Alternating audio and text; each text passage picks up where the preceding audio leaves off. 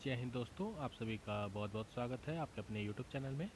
कल की क्लास में हमने स्टार्ट किया था 1857 का विद्रोह। आप सभी को बता देना चाहता हूँ कल की क्लास में मैंने 1857 के विद्रोह के बारे में स्टार्ट किया था, जिसमें हम कल फर्स्ट पेज पढ़ चुके थे।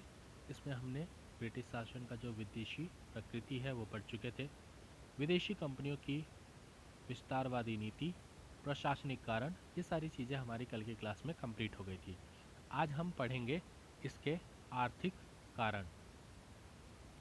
ब्रिटिश कंपनी ने औपनिवेशिक नीतियों को प्रोत्साहन दिया था।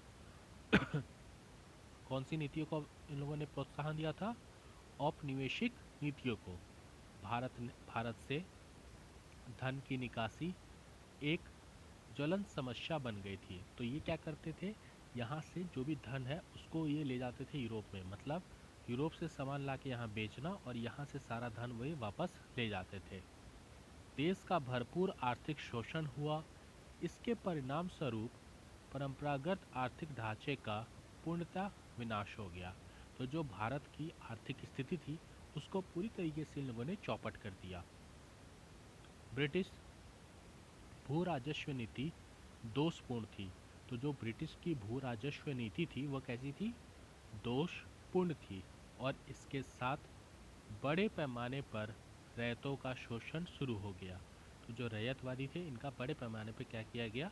शोषण किया गया। ब्रिटिश व्यापार नीति भी पक्षपातपूर्ण थी। तो इनकी जो व्यापार नीति थी वह पक्षपात मतलब भेदभाव किया जाता था।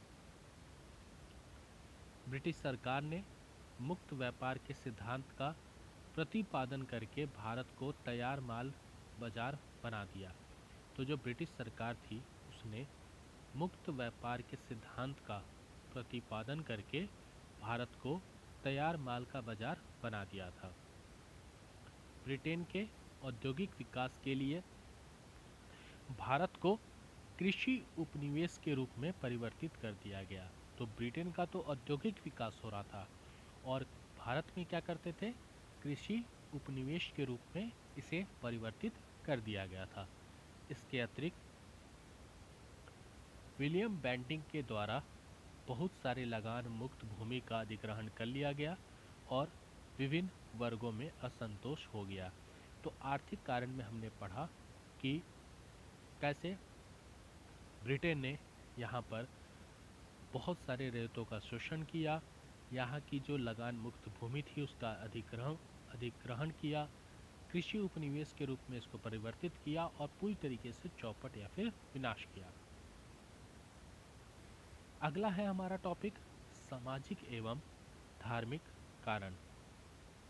भारतीय जनता को इस बात से गहरी आपत्ति थी कि ब्रिटिश भारत के धार्मिक एवं सामाजिक मामलों में हस्तक्षेप कर रहे थे। तो जो भारतीय जनता थी वह इस बात से उनको गहरी आपत्ति थी कि जो ब्रिटिश में जो भारत के लोग हैं वह धार्मिक एवं सामाजिक मामलों में हस्तक्षेप कर रहे थे। जैसे 1829 ईस्वी में सती प्रथा का अंत कर दिया गया था। 1829 ईस्वी में सती प्रथा का अंत कर दिया गया था। इस प्रथा में विधवा विवाह को प्रोत्साहित किया गया था। तो सती प्रथा का अंत करके विधवा जो विवाह होता है उसको प्रोत्साहित किया गया। 1813 ईस्वी में मिशन मिशनरियों को भारत में धर्म प्रचार की छूट दे दी गई थी, मिशनरियों को। तो इसके पश्चात शिक्षा के प्रचार, रेलवे, डाक तार के विकास को भी भारतीय शंकापूर्ण दृष्टि से देख रहे थे। तो जब मिशनरियों को भारत में धर्म प्रचार की छूट दे दी गई तो शिक्षा के प्रचार में, रेलवे के प्रचार में, डाक तार हर क्षेत्र के विकास में जो भारतीय थे वह शक के नज़र से देखा करते थे। क्लियर? अब बात करते हैं नस्लवादी नीति। ब्रिटिश भारतीयों को घृणा की दृष्टि से देखते थे। उन लोगों के होटल तथा क्लब पर भी प्रतीक होते थे जिनमें भारतीयों को जाने की छूट नहीं थी। तो ब्रिटिशर्स क्या करते थे, वो भारत में अपना एक होटल बना लेते थे और यहाँ पर वो इनको इंडियंस को अलाउ नहीं रखते थे। कहीं कहीं तो ये भी देखने को मिला है, यहाँ पे लिखा रहता था कि Indians and dogs are not allowded. समय समय का खेल है, आज यही इंडियंस की इकोनॉमी ब्रिटिशर्स से लाख गुना ज़्यादा है। न्याप नाली भी नस्लवादी पर आधारित होती थी, किंतु भारतीयों ने यह भी देखा कि ब्रिटिशर्स भी अपराजय नहीं हैं। ब्रिटिश फौज की प्रथम अफगान युद्ध, पंजाब युद्ध तथा कीमियों के युद्ध में हार हुई थी, तो यहाँ से भारतीयों को ये पता चल गया था कि ब्रिटिशर्स जो हैं वो अपराजय नहीं है, उनकी भी हार हुई है। जो पहली अफगान युद्ध हुई थी 1838 और 42 में, उसमें अफगानियों ने ब्रिटिशर्स को हरा दिया था।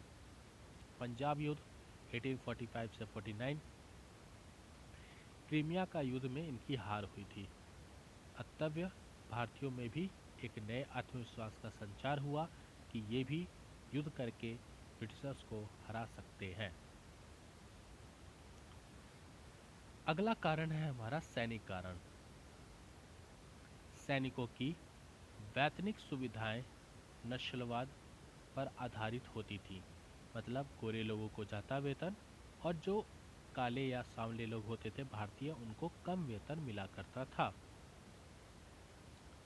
सेवा की शर्तों में भी भेदभाव किया जाता था। जो सेवा की शर्तें थी, इनमें भी इनके साथ भेदभाव किया जाता था।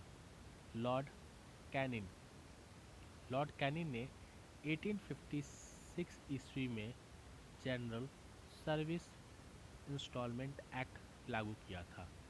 कैनिन ने 1856 में जनरल सर्विस इंस्टॉलमेंट एक्ट लागू किया था। इसका विरोध में भारतीय सैनिकों ने प्रतिक्रिया दिखाई। सबसे बढ़कर यह सैनिक भी सिविल जीवन का ही एक हिस्सा थे। उन्होंने सामान्य जन के असंतोष को ही व्यक्त किया। तो इस जो एक्ट आया था, इसका भारतीय सैनिकों ने क्या किया था, प्रतिक्रिया और विरोध किया था। अब बात करते हैं कुछ तत्कालीन कारण की। एनफील्ड बंदूकों में लाए जाने की खबरों से सरकार के साथ सिपाहियों में मनमुटाव पैदा हो गया था। एनफील्ड जो बंदूक होती है, उसमें जो कारतूस डाला जाता है, उनमें वो सरकार ने लाया था, जिसके चलते सिपाहियों में मनमुटाव हुआ। नई एनफील्ड बंदूक भरने के लिए कारतूस को दांत से काटकर खोलना पड़ता था। इसमें भरे हुए बारूद को बंदूक की नली से भरकर कारतूसों को डालना पड़ता था। तो जो नली होती थी बंदूक की, उसको दांत से काटकर खोलना पड़ता था और फिर उस बारूद को बंदूक की नली में भरा जाता था। कारतूस के जो बाहरी आवरण थे, उसमें चर्बी होती थी, फैट, जो कि उसे सीलन से बचाती थी। चर्बी इसलिए होती थी, उसमें सीलन ना लगे। सिपाहियों के बीच ये अफवाह फैल चुकी थी कि कारतूस में लगी हुई जो चर्बी है, वह सूअर और गाय के मांस से बनाई जाती है।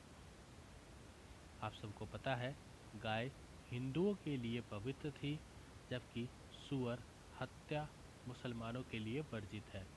तो सूअर की जो हत्या है वो मुसलमानों के लिए वर्जित है और गाय हिंदुओं के लिए पवित्र है। अंग्रेजों ने यह समझाने का प्रयास किया कि ऐसी कोई बात नहीं है, यह अफवाह अपनी जमे जो इनकी जड़ें थी जमा चुकी थी। सिपाहियों को लगा कि उनका धर्म खतरे में है। चर्बी वाले कारतूस ने असंतोष के नए कारण पैदा नहीं किया, लेकिन धीमी गति से बढ़ते असंतोष को खुलकर बाहर आने का अवसर प्रदान कर दिया। तो ये जो तत्कालीन कारण है चर्बी वाला, ये भी एक प्रमुख कारण है 1857 के विद्रोह का। आगे बात करते हैं क्रांति की शुरुआत। विद्रोह की शुरुआत दिल्ली से 58 किलोमीटर दूर मेरठ में 10 मई 1857 को हुई। तो विद्रोह की शुरुआत कहाँ होती है? दिल्ली से 58 किलोमीटर दूर मेरठ में। विद्रोह दिल्ली से बढ़ने लगा। इसने जल्द ही उत्तर में पंजाब, दक्षिण में नर्मदा से लेकर पूरब में बिहार और पश्चिम में राजपूताना तक अपने प्रसार कर लिए। 1857 की क्रांति का सूत्रपात बैरकपुर छावनी के स्वतंत्रता प्रेमी मंगल पांडे ने किया था। तो 1857 की जो क्रांति हुई थी उसकी सूत्रपात बैरकपुर छावनी के स्वतंत्रता सेनानी शहीद मंगल पांडे ने किया था। 29 मार्च 1857 को नए कारतूसों के प्रयोग के विरुद्ध में मंगल पांडे ने आवाज़ उठाई। उन्होंने बैरकपुर छावनी में अपने यूनिट के सार्जेंट मेजर पर क्या कर दिया, गोली चला दिया। कहाँ पर? बैरकपुर में। मंगल पांडे ने किसके विरोध में? कारतूसों के प्रयोग के विरोध में। कब? 29 मार्च 1857। अतः अंग्रेज सेना ने उन्हें काबू कर लिया और 8 अप्रैल को मंगल पांडे जी को फांसी दे दी गई। ये दिन याद रखिएगा, 8 अप्रैल 1857 मंगल पांडे को फांसी दे दी गई। और यह खबर सुनकर पूरा देश क्रांति के माहौल में स्थापित हो गया। तो दिन 8 अप्रैल 1847 मंगल पांडे जी को फांसी दे दी गई। आज की क्लास में हमने तत्कालीन कारण, सैनिक कारण, नस्यवादी कारण, सामाजिक एवं धार्मिक कारण और आर्थिक कारण के बारे में पढ़ा। अगली क्लास में हम क्रांति की शुरुआत को हम आगे कंटिन्यू करेंगे। जय हिंद, जय भारत।